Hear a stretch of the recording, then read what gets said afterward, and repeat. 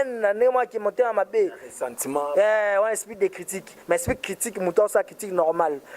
Province à Congo central, le Kiti, ma mamie, aïe, copine, n'aille pas gouverneur. Est-ce que yo pour monter trahir parce que ozaki muto yo otelemela kiye mais kaka yo moni siko comme le star moko o yo comme kozwana na selfie ozo seka. Pourquoi? Merci beaucoup petit Zaclé. Nazali journaliste et information, on nous a appris, si tu veux avoir l'information auprès des gens qui filment du chanvre, il faut aller calmement, il faut filmer. S'il faut filmer, et en ce moment-là, tu auras les informations. Moi, je vis maman Mimi, ngai naza mutoyo, na banaye ko lobela e mabe na TV ti on azo continuer. Maman nazali ndoki, akwesi pa ça na se. Kanga ma photo na ye, yango na kolakisa batu ke nazalaki na ye na Brazzaville, azana Brazzaville. Bon comprendre quintessence ngana kanga photo na ye. Ezali province historique ya mboka na biso ya Afrique parce que ba Simo Kimbangu, ba bimakuna, ba kipa vite ba bimakuna. Banzeza Lando Abimakuna, président Liboso ya Mbogo Abimakuna, président Kassavou, je crois qu'il y a beaucoup de respect. La province ya Congo central, Bas-Zaïre et Bas-Congo, le Congo central. Alors vraiment, ma solo et Salama Ekuna, ils allaient à Liboso. Image Jabané Congo qui vraiment sali. Tellement d'informations aujourd'hui. Si seulement si besoin de Mbongo, pour te voir que Mbongo est tambola qui, n'est que Toyoka qui, $10 000 pour qu'il va voter pour protéger. Les talibans, qui sort à la province de Nito, entre le mains, il y a 21. So, il y a une province de Peli, 21 députés. Mais soit Zongi Peli, il y a des députés provinciaux à l'Est. Et puis soit Zongi, il y a travaillé mal. Pour la population, tout. La voix du peuple, c'est la voix de Dieu. On a une population mobimba, l'activité, tout dans ma taille de salariés. Population, tout basé dans Nzela, pour aller à tout à démissionner à Dieu. Anzu, il y a Silisa qui court dans l'école à Mbachi. Il y a un Silisi. Mbachi a comme ça. Mutu ninga zaliwa na comme ça que ministre lelo oyo aki a trahi Mbacha comme nina atu. Vous comprenez? Ça les trahison. Qui trahira toujours. Kamozo évoluer du jour au jour, faut tout ça la mise en jour spirituelle. Pona kotinda bakoli na bino na Kinshasa pe na Congo Brazzaville, makambo ya kotambola na bakoli na ba agence Silier. Agence Coliko, fret aérienne et maritime. Spécialité na bango, bakoya kozwa biloko et sikanyo se zuilio na monde entier. Il suffit aux ala na adresse. Aux ala na France, ton mboka nyonso ya Europe, aux ala na Canada, les États-Unis, ton Amérique du Sud, aux ala na Russie, Asie. Il suffit aux ala na adresse, bakoya ko tombo la colline yo bango moko. Ata ezali ya mokie moins d'un kilo, bakoya ko tombola. Pona ba ebanso bazali na Union Européenne, fret aérien ezali na 9,50 € le kilo. Soki pe o ligne maritime, benga bango na ba numéro ekomami na écran. Soki olingi yo mona bango bazwami na 18 place de Nanféance, 93 420 Villepinte.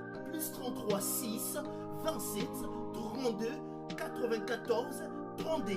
Agence Coliko, le sérieux de la... Sponsor officiel, BM Hotel. BM Hotel à Kinshasa, ouverte 24 heures sur 24. BM Hotel vous offre un séjour de qualité, de chambres à tarifs abordables, une salle de fête, un espace de tente, un personnel à l'écoute de vos besoins. BM Hotel se situe sur l'avenue de la République numéro 3, référence Meizaf Bandal Sinkin, commune de Bandalongwa, Kinshasa, RDC. BM Hotel pour de nuits de qualité. Contactez BM Hotel au 0033 6 20 63 15 11 et au 00243 85 70 44 440. BM Hotel, Bernadette Massé.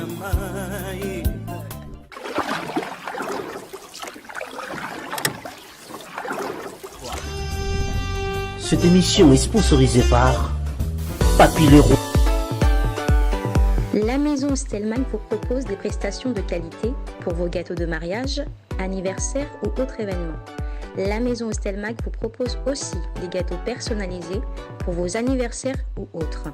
Contactez-nous au 06 63 30 36 83 ou encore au 07 81 83 15 74. Vous pouvez aussi nous contacter sur la page Facebook Hostelmac.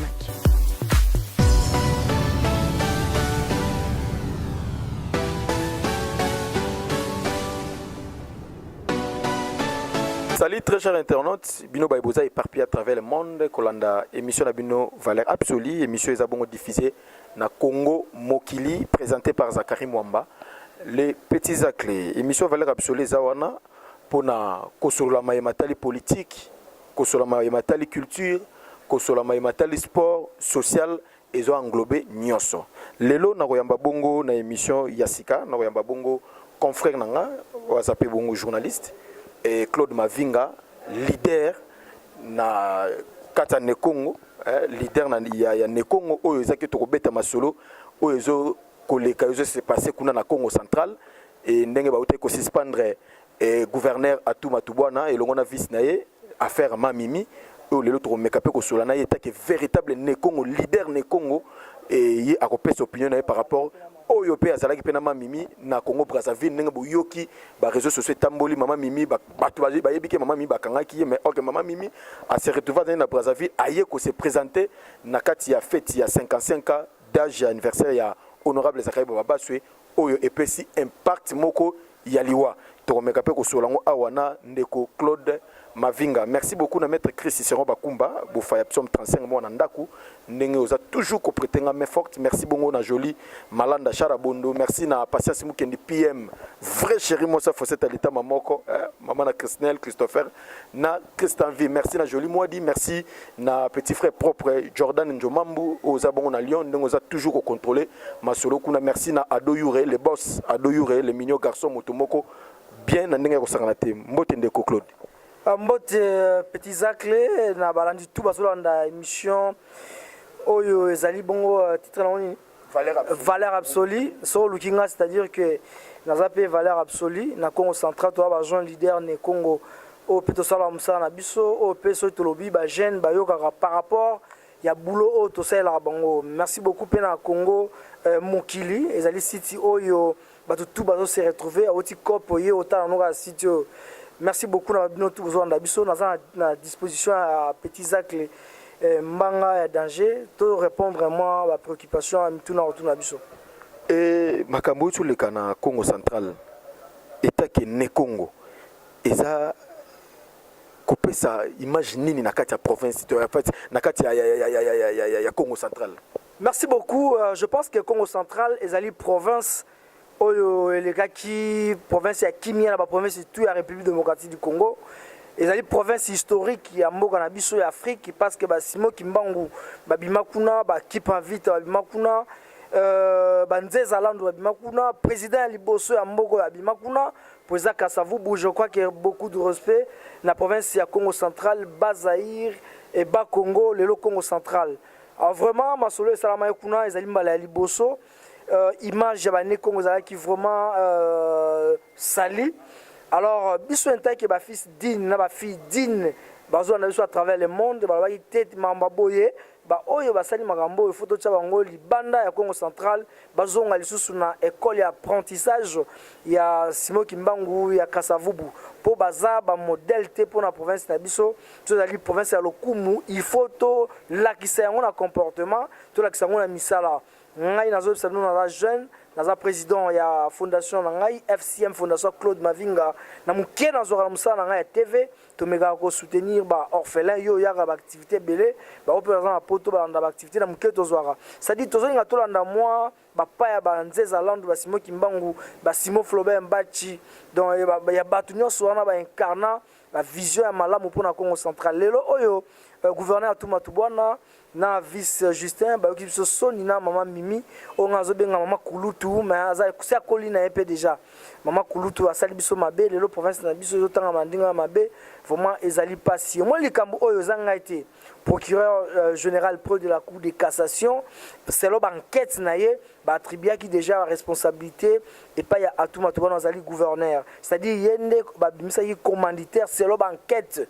Alors atinda ki lettre na assemblée provinciale ba meka ko livrer ba longola ba militaire na ye pour que justice esala musala nango. Maintenant ce qu'il faut batuba yeba pena est-ce que makambo esalamaki wana ya keno mamimi azalaka déjà copine ou soit kokibini ya vice gouverneur nde esali baluka ko créer gouverneur asimbisa vice na ye touche atinda ye po baloba keno a violer po et nuire vice na ye po ba bengana ye ya luka oyo muto azaki ya banda ko commander ye to ezaki ne expliquer pena bato tout bazona d'abord à travers le monde ba ba bit d'abord ya ko mamimi et comme na niveau que non il fallait ba violer ce qui yo ba nga violer ngai aussi longtemps ye maman mukolo bongo ba ko violer comment et yo expliquer na nous bato tout bazona nezaki non ndenge nini. Merci beaucoup. Je pense que selon l'enquête, tout le monde a dit déjà, balakisa biso déjà épisode nyonso. Wana zalinga été selon PGR. Et puis selon ne ba interroger qui Redoc na 9h vice-gouverneur azalaki wana directeur de cabinet na ye na 12h tout le monde maman mimi aye na policier wana na 16h tout le monde vice-gouverneur azongi su wana na 19h ne maman mimi abengi vice-gouverneur yaka na zanga moko. C'est-à-dire ezali déjà cop elingamaki par rapport peut-être vice-gouverneur banaye ko gêner gouverneur par rapport à makambo belé pour te yokaki déjà miko eleki mais bango mbale baza na kati ya famille politique na ya FCC bien sûr baza na kati ya malgré atout matubana ya tsaki indépendant bien sûr mais au moni to yoko za la famille politique moko mais ba conviction ya biso mbale zo simbate par rapport ya gestion nga za vice na yo mais na moni ba mbongo ya province zo se canaliser vers côté moko boye oyo tozoye bango mutuna makolote vice gouverneur atimisa déjà tout le monde qui honorable Miller akende ko mona ye o alobi ke no vice gouverneur alobi nga vraiment nazoye baté mbongo zo kende wapi ba province tout misala zo banda mais awa mbongo nyonso o na banque bazo benda mbongo bazo benda ba vice gouverneur na gouverneur ibando simba déjà ti alors peut-être yango sala ke gouv aluka ndenge nini akoki ko dégager mutu wana peut-être komaki déjà témoin gênant pona ye nazo bango bien en condition conditionnel ce qui est ali bongo selon ngai ne nazotala ngo selon pendenge masolo yango ezokendela o mutu to azali mayele azokopana ndenge bano kende peut-être alinga ya dégager ja atikala ye moko poso ki nilité na ye monani bakosenga ye a démissionner donc gouverneur atikala ye moko azala tana mutu moko te po esala marabongo mais ba montaki yango peut-être bien te ba montaki yango mabe yango moni lelo ezupe en plaire ba dimaki te peut-être et comme en plaire d'où tozali kosenga boye masolo ezali pas PGR atinda yango na assemblée provinciale va protéger mutu a voté 21 sur 19 or ba kokisa na bango pe majorité absolue pour na kokisa majorité absolue il faut avoir 21 voix plus une voix et comme 22 mais est-ce que kaka bango ba député provinciaux wana mutu asali soni na province kaka bino aya corrompre bino po bo voter lisusu bo luka bo zongisa ya zong c'est pela no posa mayele question nde yango na ndeko kozela na ministre autres sur la charge à Congo central et commandé par 21 députés wana ba 21 députés wana selon nazo bango selon ba information tozui nazo bango bien en conditionnel selon ba information tozui si seulement si bazwa mbongo pour to yoka mbongo etambola ki ndenge to yoka ki $10,000 pour que va voter pour protéger les talibans ba que sort à province na minute ça entre le main il y a 21 so yolobi province et peli 21 députés wana ba député on a ba cette population qui va voter dans 2000 francs na t-shirt té mais ba moment voter pour na la Congo central les aïe bongoté et zola qui ça toi zo continuer toujours ko laissa kaka pozonga kaka na ebonga wana mais so azongi pe na ebi ke ba député provincial na baza l'est et puis so azongi na ndimiti ya travailler malamu pour population tout la voix du peuple c'est la voix de Dieu mona inde population mobimba ba activité tout na mata des salariés population tout bazali na nzela pour alo bakino a tout a démissionner die alongwa pour aboyi na bango ye maintenant ce au cours de cassation ezui mokano nini pona ye atuma tubwana c'est-à-dire balobi bazongisi yango na kaya bango ba député po bango nde mutu ba vota ki ye comme gouverneur ou comment oui, justement R bazu 21 sur 19 président de l'Assemblée provinciale le docteur Anatole Matousila hier moni moyenga na interpréter zatefona tindango na batamibo tindango pa procureur général près à cour de cassation hier moko interpréter parce que yazo koka souté alors président cour de cassation totalela eti lelo tozo suité peut-être hier pe azo la président de la République aya a présenté fait pour que président bi azo mokano na ye vraiment et ça la biso bien ce qui président Fachi a sololi si ba à se souvenir né ba né Congo ba travailler dans Joseph Kabila né Congo ba no linga ba Kabila té pour la injustice Martin Luther King aloba injustice engendre le mécontentement engendre la frustration engendre les troubles et les troubles engendrent des morts il faut qu'il y ait une justice chef de l'État soit yé, à la Sazam Konzamboka, a révoqué à tout dans 30 jours, pour organiser l'élection. Tozi Batu, Oyo Barokoka, Kosala Moussala pour la province. À tout Matouana, c'est mon vieux, j'ai beaucoup de respect envers lui, mais ma solo pena à Congo central à Kokia on vraiment il faut. Azala qui vice il y a défunt Jacques Mbadou et après il comme titulaire bah qu'est-ce que élection a Yesu azongi lisusu wana et voilà un peu est-ce que azo maintenir ka ozala kaka wana to il faut vraiment za la révoquer pour dire bon pour luka ba organiser l'élection ba voter. Bon, je crois que pour la population, pour la population, on a déclaration belé balingi na bango suyete par rapport à makambo bango basali. Bala ticket moko ina vie soit bango tout badie, soit qui na mikili, c'est bon.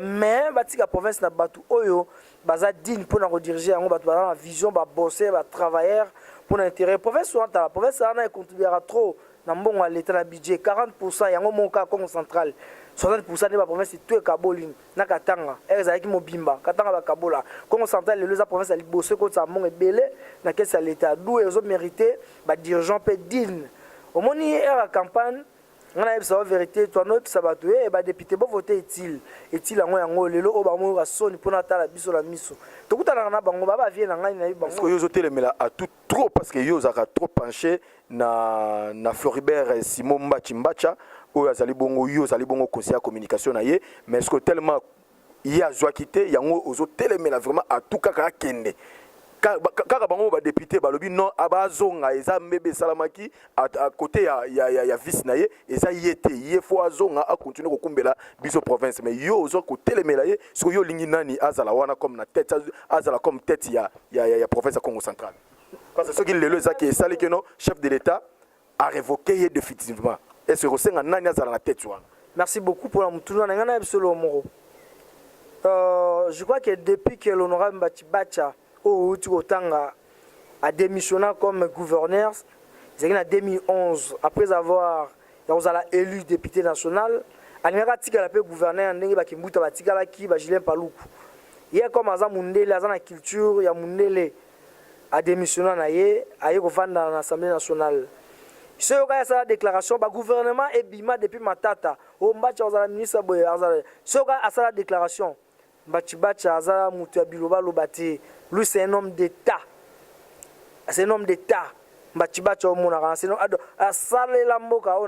un homme d'État. Maintenant, asalela mboka oyo Claude Mavinga yokana na interrompre muki asalela mboka mingi mais ye azalaki candidat oyo FCC netiaki wana FCC puyake mais comment fait-il kaka FCC sango étriquer match pour à tout je arrive merci beaucoup Mbachiba ta trop calme avant d'année calme tabo sala tout les années calme il faut craindre le silence des hommes bien que les bruits des hommes méchants. Avant d'année calme observer pour on ne se bat pas ça lelo ils a passé na ça sala Congo central soit kenda ezali population mtesenga qui je pense que banda kasangulu tina mwanda kende chela ba morgue tout ezali na ba territoire mtasala ngombachi ba makadami ezali na kati ya Mbanza Ngungu mtasala yango mbachi batona kulu tu ba pito mbachi a équipa ba pito tout ba centre tout atonga ba centre atonga ba école Congo central mobimba o ayebi yango ayebi les ayete population ba a aussi sala boye ndenge to moni ba na biteke mbachi aza kaka yeka fa bonsa Congo central te na lobi par rapport ndenge bazalaki ba candidat bango tout mutu azo mérite zonga pour continuer œuvre na ye ezalaki mbachi Bachibacha tika province likolo yebi ezali province ya paix Joseph Kabila président à l'époque en européen chaque week-end au chef de l'état za na onoko epé na matadi mais lelo bakenda sous dépôt province ekota mbilinga lelo oyo nazali ko yebisa yo province na biso ekita par rapport ya gestion Jacques Mbadwaye akitisi yango na katikati atuma tobana ya bambiango na mabele par rapport ba candidat oyo bazala ki wana mutana ko mériter yo nanga to yebi tika na kokosa mokili pe zo mona biso na kokosa te mutu to ayebi ke candidat oyo ezalaki valable ezalaki mbachi mais ba député bango ba soifé d'argent balingaki na bango mbongo ba poni na bango Barabas na place ya Jésus preuve alene yango lelo ba mo futa yango qui trahira ba oyo tout ba trahira mbachi lelo baza wapi na boyi kotanga bakombo banda na gouvernement central banda na FCC bakombata mbachi makasi mbachi aluka pouvoir asenga kapete bochanga kingandi asenga ka yango te bachi ozo mona wana asenga yango te ba oto bakombata lelo bazana se bango tout na bato to moni ba poids lourd oh il faut que dans le gouvernement ba quotité bango to bakombata mbachi na CC mais Joseph Kabila alabaki te fona cha muto parce qu'il est intègre il est probe. C'est un monsieur qui se respecte. Le province n'a pas n'habite que Mbacha super, non. Mutaza super, ou aza danger ka nzambe. Mais Mbacha za mutu, na ebi gouvernement na epe moi ba perfection ezalaki moi ba erreur ezalaki, mais au moins azalaki modèle, au moins azalaki na volonté de travailler, bato mona misala sala. Soki mlelo Mbachi, parfois na kurso azate, bato bazale belé. Mila Lutelo azali, Antoine Gonda azali, Mkoko Samba azali, bango sona baza ba valeur. On a ba poela azali bango na po na tangi bango po baki matondo bazali po na tangi ka bango na tangi bango uyo biga mbacha eza état d'esprit hein école de Mbachi c'est ça état d'esprit cela veut dire la bonne gouvernance c'est une école d'excellence so abi celui-là c'est un mbachiste c'est-à-dire aza mutu atambola na bosembo yango mona aza mbachiste jour Mbacha en fait malheureusement je sais pas la vision il y a patriarche Mbachi mais ce qui la population de votera sur 1000 à rejoindre 950 50 on a ba candidat tout ba kaboli wana biso na komba nzambe ce qui ba population de votera malheureusement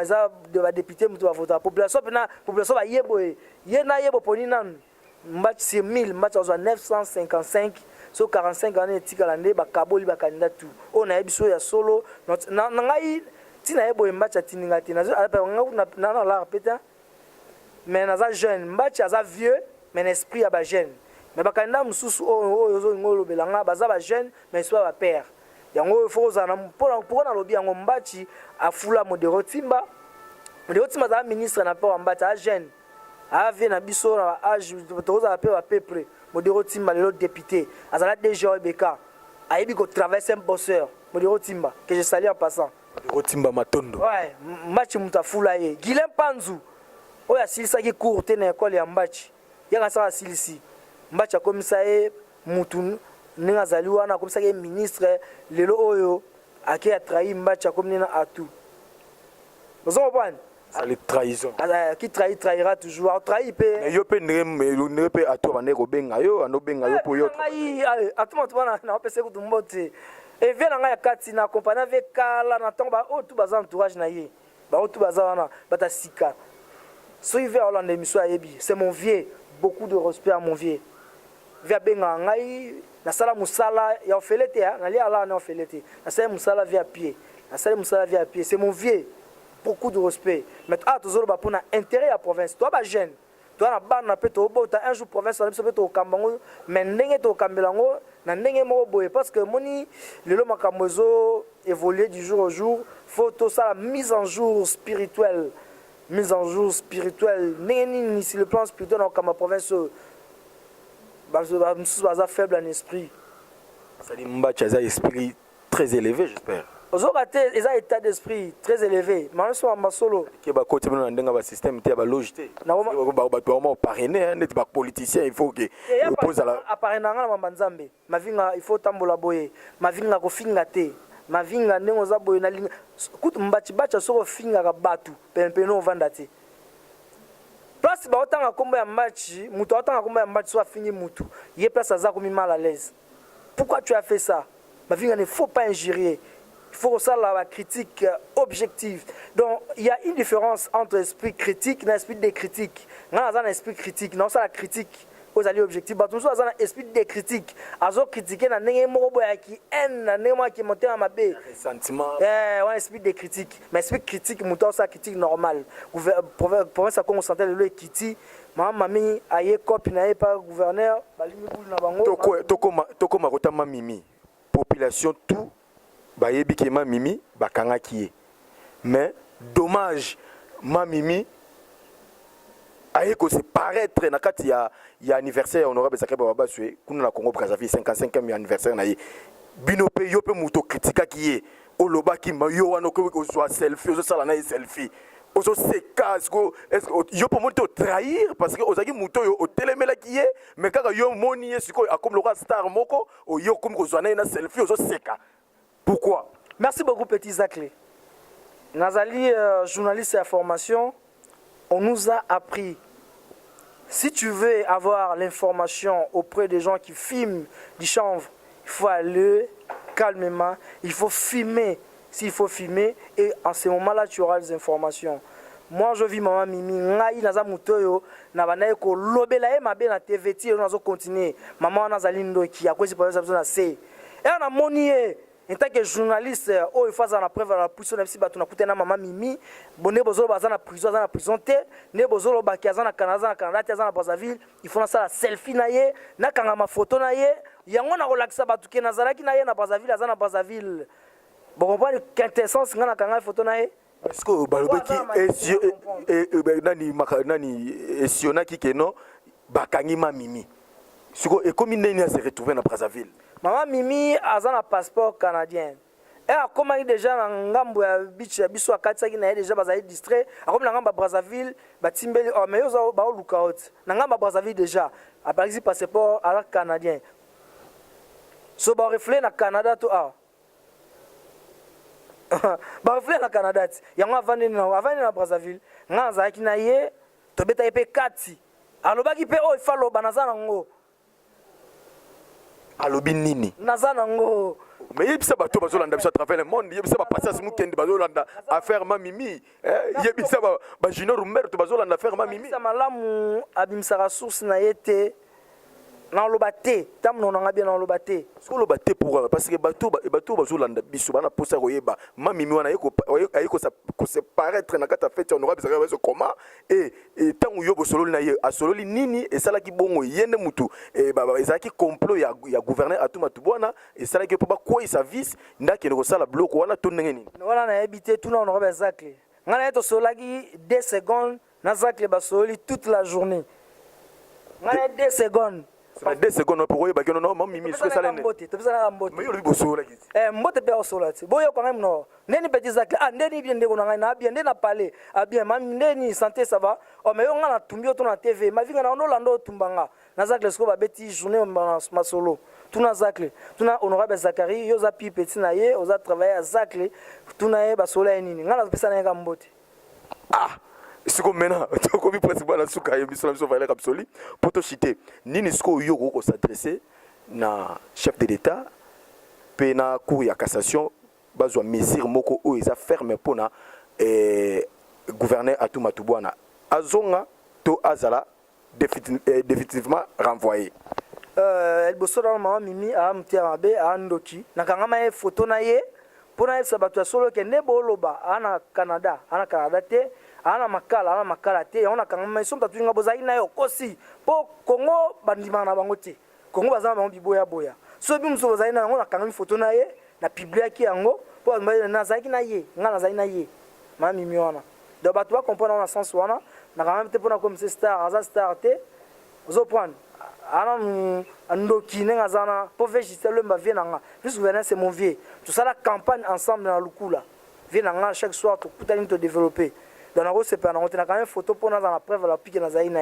donc c'est pas ça mais to senga justice ça la msa nango mukonzi mboka atala ye moko en tant que garant ya ba institution nyonso atala na Congo central na kosala nini pour na soulager population pour que province ana ekende liboso po soki na sali boye est-ce que province ana ekende liboso ye moko tant que mutu ya mayele tant que mutu ya yambo ya mboka a ba des zones roses pour que province ya Congo central a décanter situation ya Congo central mais sinon ba député provinciaux ba trahi peuple ne Congo vraiment ezali mawa mingi biso toza toujours ba jeune tozo bunda pona intérêt ya Congo central ba wazana mikili ya poto bozo komela biso mingi to bunda pona Congo central wana ngai naza bouche autorisé ya Congo central to ba jeune mutu mo apesa ngambongo te ba kosa bino te na sala musala pona intérêt nzamba sala nga na Congo central tina na Congo central pona bunda pona ba valeur ngana bunda pona ba valeur so za anti valeur to pinga mbongo na olia yango mena kumisoti ngana kumisa mutu azana ba valeur mutu monike oyo c'est bon pour la province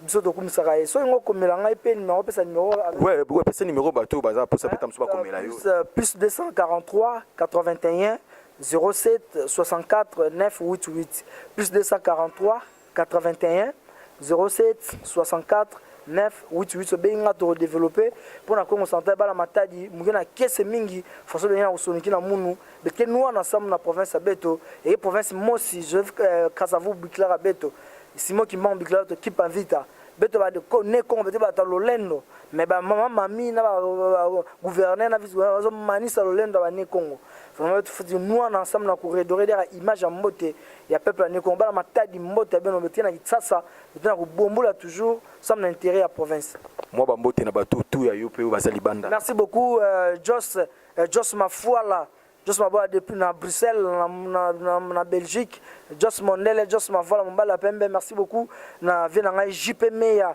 na Londres merci beaucoup na vena ngai Kabobo Nelka vena ngai ya motema boboto merci beaucoup na batutu bala nibso ndeko na ngai Dodon Timba compagnon de l'élite merci beaucoup na Tamba Tonlich Tamba Luison Seke merci na honorable Sante Ninzinga le nga bien que silence d'or merci na président Roger Mwaka merci beaucoup na ndeko na ngai Doucé merci beaucoup na bandeko tout bazo na biso na matadi on est vraiment ensemble l'immense subi du Geda pour la province na biso tozala toujours unis merci na mon boss l'honorable Zachary Babas merci na massa tout ya fondation Claude Mavinga FCM tozala toujours ensemble tozo bunda pour l'intérêt il y a peuple merci beaucoup na bino tout. Merci beaucoup Nabato tout au prêta quitter Rolanda Bisso na émission. Jean-Louis azon na biso na Paris. Merci beaucoup Claude Jean-Louis, on est ensemble. Bino tout au prêta Bisso et Matoi ya Rolanda puis ya tala émission au valeur absolue Toyi tout ça na traité par rapport à Mambo Ezo le Kabongo na Congo central et longo na confrère na ngai et Claude Mavinga président de la fondation FCM Fondation Claude Mavinga, merci na Joyce Fuala, Mobala Pemba Kotsaka, Joyce Mafuala Mobala Pembe, à Kotsaka Ngunginanda Kote, merci beaucoup na yo, merci na Passas Mukendi, merci na Elisa Lembe, la grande dame, Mufinuku ya Kabinda, Luanda, c'est-à-dire Yonde Mutoza, pour nous finir yango, merci beaucoup na Elisa Lembe, la grande dame, merci na maître Christian Bakumba, Bofa, psaume 35 mois na Ndaku, soif de servir les autres, merci na honorable Zachary Baba Baswe, Mojalisi, le Tchoukoumouambela. Le général de Gaulle de la presse congolaise, merci pour Salibiso Lelo, tous à la Batou, tous les marapés, les bosso ya Batou, ya Koloba, eux il s'agit à Koloba, ya Koloba, eux il s'agit à informer la population, puis à former la population. Merci beaucoup, na Batou tout, bon continue toujours qu'on s'abonne massivement à la carte ya Congo Mokili, merci beaucoup, Tokutani Bongo, na Mikolo, merci na Sima Caméra, Newman Timba, merci beaucoup, Ndengo Sala toujours Moussala Kitoko, et merci, c'est parti. Pona kotinda bakoli na bino na Kinshasa pe na Congo Brazzaville makambo ya kotambola na bakoli na ba agence Silier agence Coliko fret aérienne et maritime spécialité na bango bakoya kozwa biloko esika nyonso ezwili yo na monde entier il suffit ozala na adresse ozala na France to na mboka nyonso ya Europe ozala na Canada les États-Unis en Amérique du Sud, aux alana Russie, Asie, il suffit aux alana adresse, bakoya ko tombo la colline yo bango moko, ata ezali ya muki et moins d'un kilo, bakoya ko tombo la. Bon na ba e banson bazali na Union Européenne, fret aérien ezali na 9,50 € le kilo. Soki pe o ligne maritime, benga bango na ba numéro e komami na écran. Qui olingi yo mona bango bazwami na 18 place de Nanféance 93 420 Villepinte plus 33 6 27 32 94 32 agence Coliko le sérieux de sponsor officiel BM Hotel. BM Hotel à Kinshasa, ouverte 24 heures sur 24. BM Hotel vous offre un séjour de qualité, de chambres à tarifs abordables, une salle de fête, un espace de tente, un personnel à l'écoute de vos besoins. BM Hotel se situe sur l'avenue de la République numéro 3, référence Meizaf Bandal Sinkin, commune de Bandalongwa, Kinshasa, RDC. BM Hotel pour de nuits de qualité. Contactez BM Hotel au 0033 6 20 63 15 11. et au 00243 85 70 44 440. BM Hôtel, Bernadette Massé.